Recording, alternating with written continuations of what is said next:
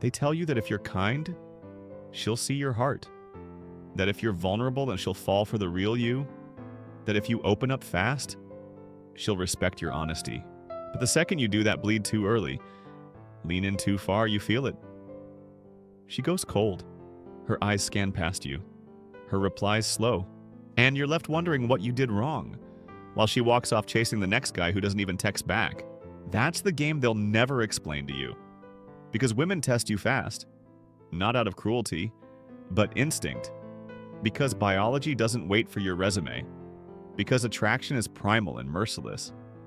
And most men fail that first test with a smile on their face, thinking they're being nice. By the end of this video, you'll know exactly how to stay cold, stay centered, and watch what happens when you stop chasing and start leading. You meet her. She's magnetic. That little smile like she's already read you. She leans in a bit, asks you something that sounds harmless. So, do you always come here alone? You think it's just a question, but it isn't. It's the first test, a probe, and how you answer sets the tone. You say something soft. You smile wide. You want to show her you're open, human, and then you feel it. A shift, subtle. Her interest flickers. The vibe cools. She laughs less. What just happened? It's simple. You flinched. You bent to her energy. You thought her question was an invitation, but it was a challenge. And deep down, she felt it. A woman doesn't test you because she wants to see you fail. She tests because she wants to see what you're made of. Just like a flame tests the strength of metal. Pressure reveals truth, and most men reveal softness where there should be steel.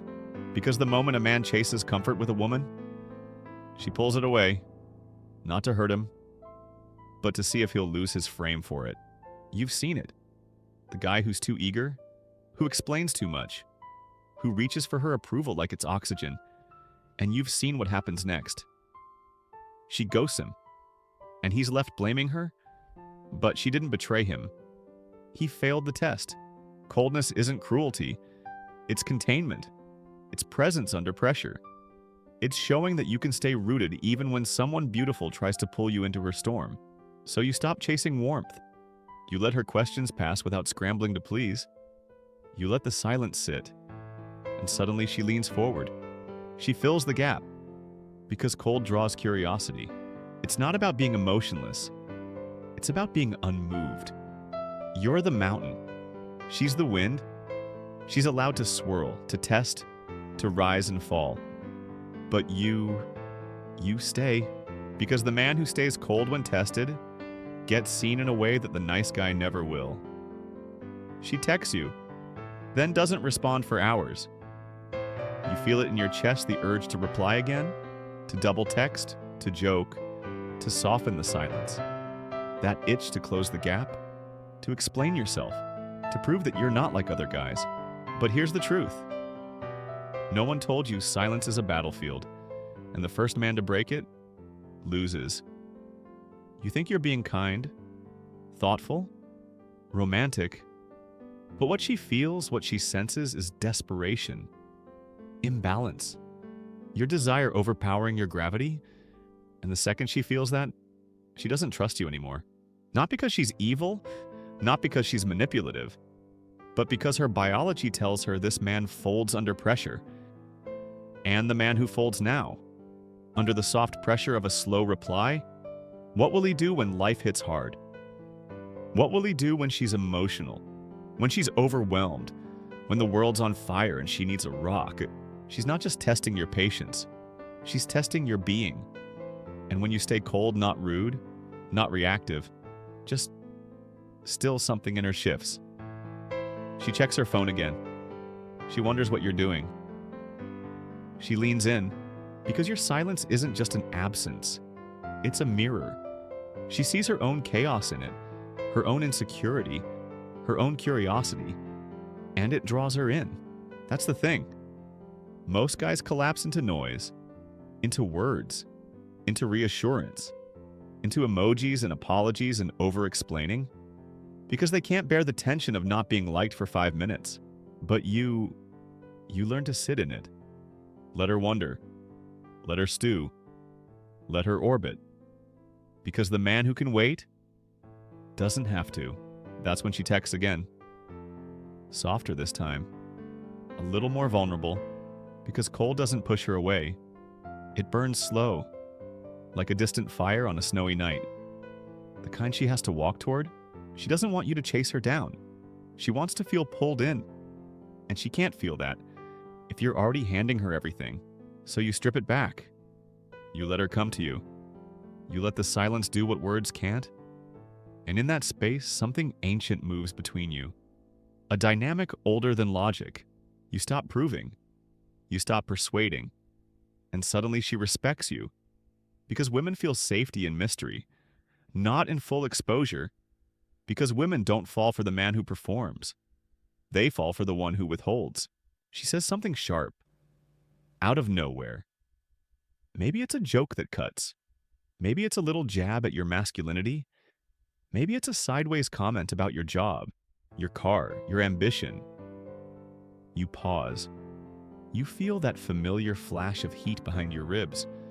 The urge to defend yourself, to clarify, to regain footing. But you don't. You stay still. You look her in the eyes, not with aggression, not with apology, but with silence. That moment. That's the test. And most men fail. They laugh nervously. They chase her approval back. They say something clever to win her smile again. They need to fix it, but the high-value man doesn't fix tension. He breathes through it. Because her jab isn't about truth, it's about tension. It's about seeing if she can pull you off balance. It's the female instinct checking the foundations. Can this man hold his center even when I push? Every time you flinch, she sees it. Not with her eyes, she feels it. She may not even know why she suddenly feels turned off. She may blame it on mood or timing, but deep down, her nervous system clocked it. This man can't anchor me. You passed the vibe check but failed the energy check. So instead, you lean back emotionally. You breathe slower. You let the comment float. You even let a smirk crawl in. Because your soul isn't on trial. You don't need her to validate you. Because real strength isn't in never being tested, it's in never needing to react. And in that exact moment, she feels it. She doesn't always smile right away. Sometimes she even tries again louder this time. A second jab, a hotter test. But now, she's not mocking. She's curious. She's watching to see if the man in front of her is different from the boys she's broken. And when you stay cold, not detached, just grounded, you pass.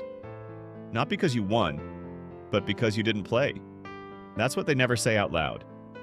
That the feminine craves the unshakable. Not the perfect, not the clever. The unshakable. And that's what coldness is. It's not aloof. It's not fake. It's not manipulation. It's the quiet refusal to collapse under emotional pressure. And when you live from that place, not perform from it, something opens in her. A door, a softness, a real femininity. Because you've proven, without words, that her storm can't move your sky. You're in bed with her now, clothes scattered, skin against skin. She looks up at you with something behind her eyes, not lust, not love. Something deeper. A question, not with words, not out loud, but it's there. Are you still you now that I've let you in? Because this is where most men crumble. They win her attention. They pass the surface tests. And the second she opens, they collapse into her. Emotionally, psychologically, spiritually, they trade their core for closeness. They stop leading. They start orbiting because they think sex means arrival. But for her, it's just the beginning. She'll test you harder after intimacy than she did before. Not because she's cruel, it's because she has to. Because now she's vulnerable. And if she's going to open more, she needs to know you won't dissolve in the heat. So she pulls back.